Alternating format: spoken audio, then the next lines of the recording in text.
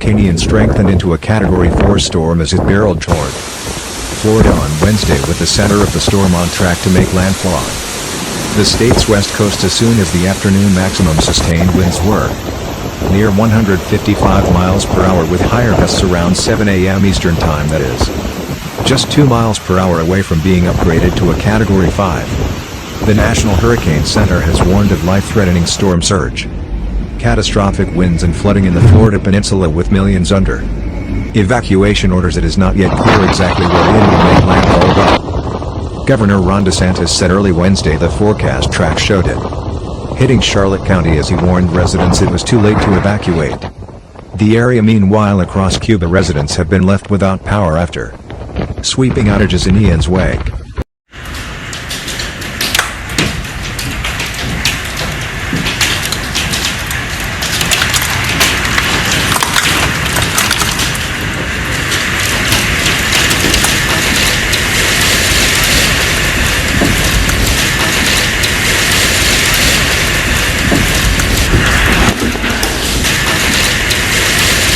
Hurricane Ian strengthened